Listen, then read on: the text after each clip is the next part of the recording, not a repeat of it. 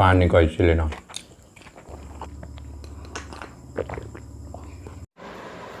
Ma'am ngasi aina thongjagadorisi porom ga pan ga neba ko porom si laujare hingini engo si sumaina semjara matung si deida phajana chamthok thamani thama matung si deida thongba horani thau ga jiktang hairani haira matung si deida tejpata hapani tejpata se haibetang khaira matung si deida maroi hapaga maroi si pisani neba laujare se chopato to hapaga haibetang khairani aduga sing sugairaga hapani ko aduga amuka chanam so hapani haiphedo khaira matung sidaida masala hapani masala sidi ko murok yaingang fish masala thum hapani adui matung da phajana mix up torni aduga khamena simbi paste karama hapcharani ko aduga torani adui matung sidaida haipen mulhalla matung sidaida nga si hapcharani ko porom si ko porom si yam kanna khabai thaba nungai tabani yam kaigan bani nga porom ta nate nga khudimak ni aduduna khabai yam tha dabida tawrani ko sumaina haipetang nikhai ne ba ko yengbiyo mayam sida nikhai ri si sumaina tablapna dum nikhai ni fry tawraga tawbang thongbo ordi ko kaisu kai dabani ado fry taw dabani na sidi kai bani aduduna khabai yam tha ba nungai tabani sumaina haipet mina tranga kunmuk leiraga nikhai birani aduga mahi haipetang kangjalakpai sidaida aikoina mahi si hapcharane ba khara aduga pan ga ne ba thung si pan ga thung ba si yam haw bani sidaida maka pan ne ba hap tori si ko haipetang hapani pan si minat hapa matung sidaida haipetang nikhai ra ne ba ko masa si khajitang thung na ba aduga amuka minat kunmuk low flame da fajana thammane ba taplapna aduga mullani sumaina adum loisalane ba ko si pan si munba ga adum loisan be yare nga di already mulle ko aduni sumaina adum tawraga yare. Hi friends, welcome back to my channel. ngasi aina chajagadori si porom ga pan ga thongmani ko sigi recipe macha am se yaujare aduga extra gravy am se yaujare aduga khongdrum chamthong amaga cold drink amaga salad kharamaga yaujare ko porom si soisin ga thongona ingonda mi singna hate ichili naw mayam singna ingonda comment tawjarakpani adubu ain laijariba mafam sida soisin se khara phangba wai phangde manipur da ordi phangadawa aduduna phangdabagi aina soibamga tawjatabani pan ga oina phangba sida tawbani pan ga thongba su yam hawbani ado haujarage mayam haujadringi mawangda ichili naw mayam singda request tawjaringi madudi aigi video si hawbadai loifau yengbiyo amasung like comment share tawbiyo aigi channel asi subscribe tawba kawbiganu mayam gi support ngaijari aduga ichili naw mayam singna mathang kari chasi ge haibadu comment tawbirao aduga ichili naw kharna ingonda haidi hairaga chasu chabi de haibadu haibiganu ai video si mi mayam amagi apam mayam se adum loinamak amuktada matam amada thunghanbadi ngamdabe ya adubu ai tapna adum tawjarake video ama ani ahum gi manungda tum kana raga orsu tawjarake mayam warau biganu adu haujarage ngasigidi hawbasi chamthongdagi oina hawge ko khongdrum chamfut na ba si ai gi favorite ni khongdrum chamfut si dei haujage si mayam haujarage ka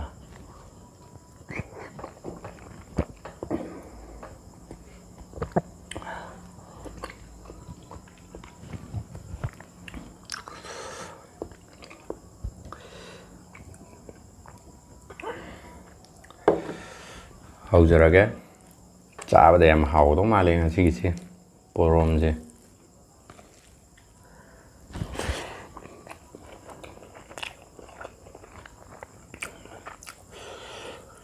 hamawe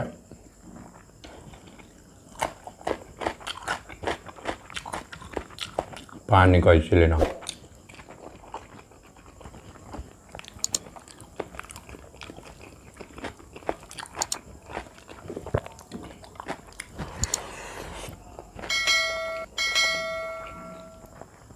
mayam achamba sukar yawan bi ai badu dai na si chamthong si yawan jabani ai to pa dum sa to po ina tawjage na khan bane ba du chamthong se ma dum hap jabane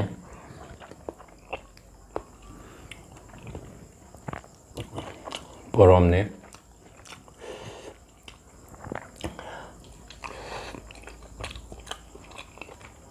Yam kal ya yam hawe.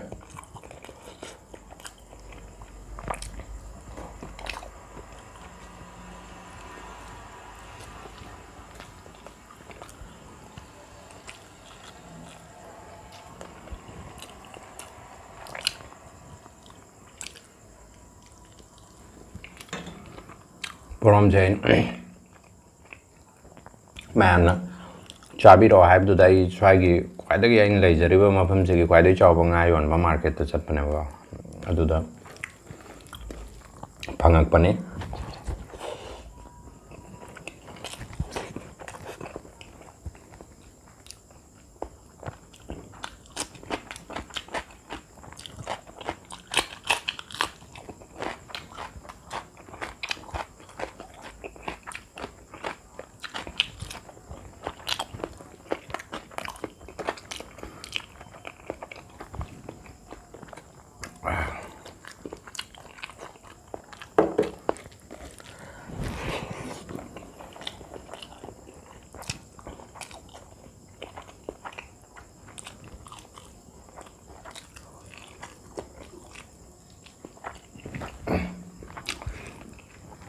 Hendak Manipur thok padi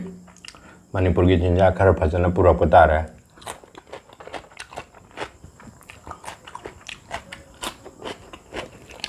soibung gumba thojing gumba ngari gumba yam toin pura pata ra natradi Manipur ki poche singchi khar toina yam na proktra di bera kha do ra ba mayam ki comment mayam singchi aina chadan na som lei basi nungai te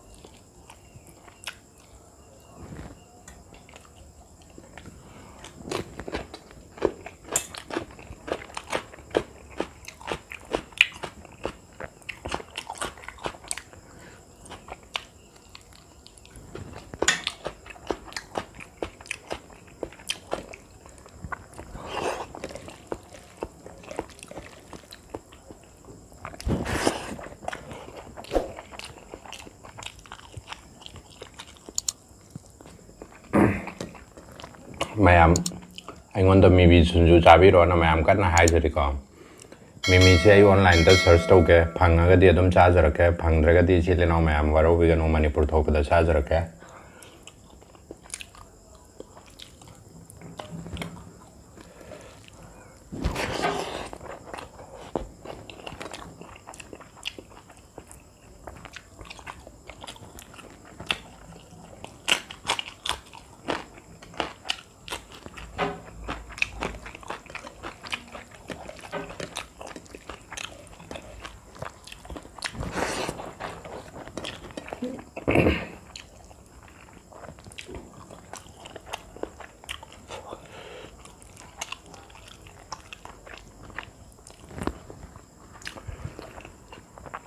Porom si phang dran gan mane phang isili nau tha zaro ai koi si da pung manga da ge hogat ne manga hai se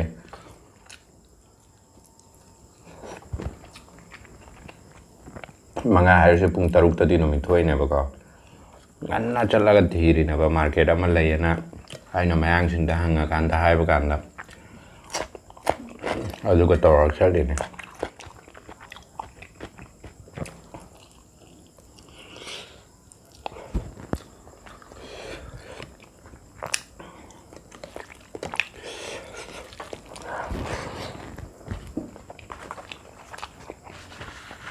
Hai mesti di pura chile no ma'am yaad rahe humang thok pa si di ka khud ke si yeng bi humang khud thok si ichi lao ma yam gi khal la ko dum cha ram ni am cha ba ko nong chu ka tra khal li nong chu chu wi de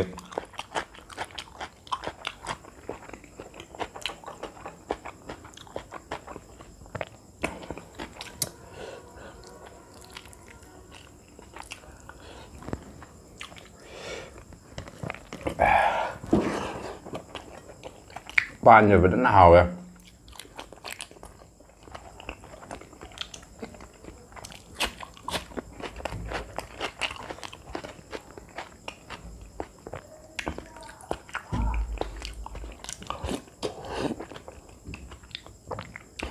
Khongdrum chamfutni ko aigi favorite ne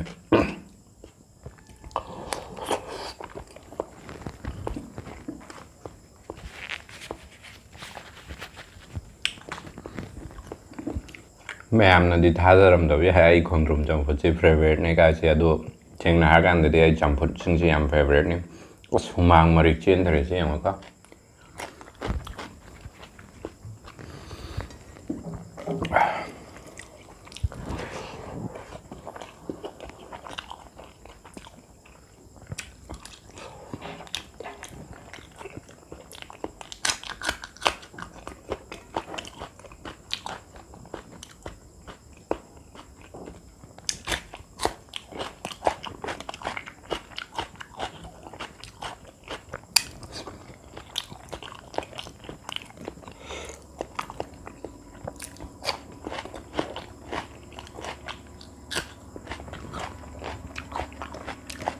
맛이 모르시대 아로비시대 잘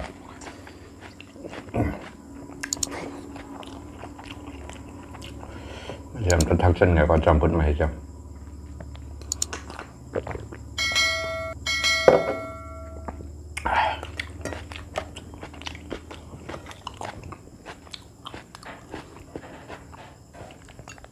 Porom mà cũng này cả ngàm sẽ Porom mà tụi mình sẽ áo dày sa thô cả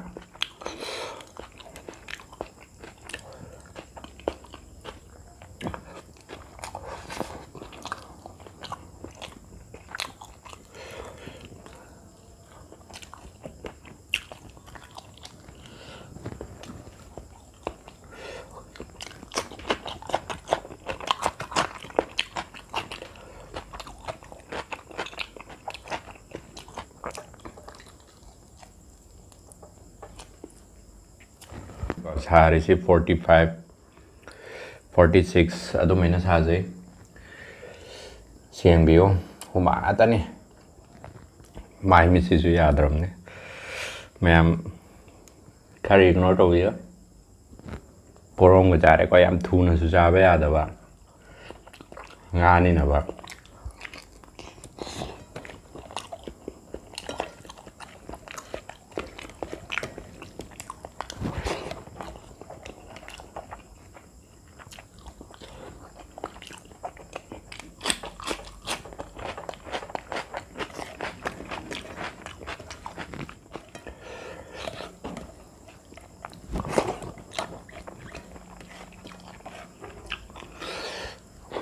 Porom makoksidiko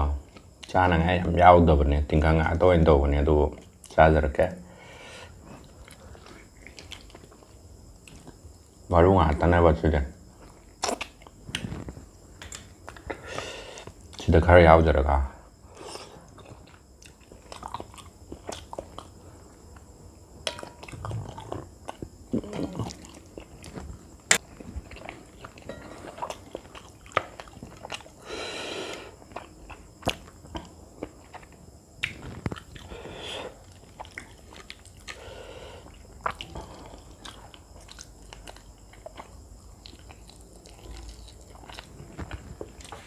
Chilinau, aina chazari si chilinau mayam singi chazabane si yangbiyo yam wana chazakrabjane chilinau mayam sing naibu nungsibigani share tawbigani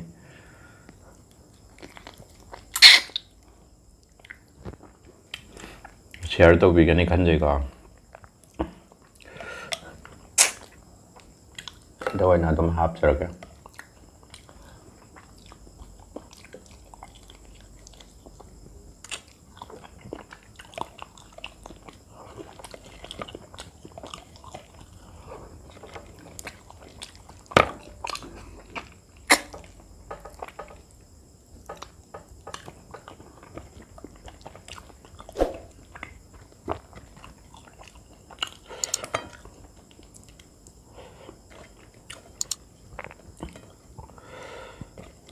my brain eh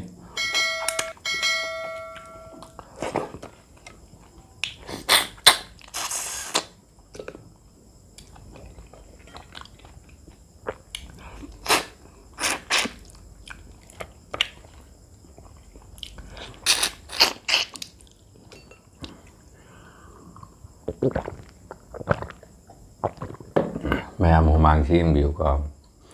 ai si mayam sing si le nang mayam gi damak tau jawani chili nang mayam na support tau jage na tha sai ado ai gi video si bu enjoy tau bi raga de like comment amasung share tau bi ramo aduga mathang kari cha se ge haibadu chili nang mayam sing na comment box tas ibiramo ai video amani gi manung da soidana tau jana bo hona jage ngasi gi de matang asi ta loisan jarage bye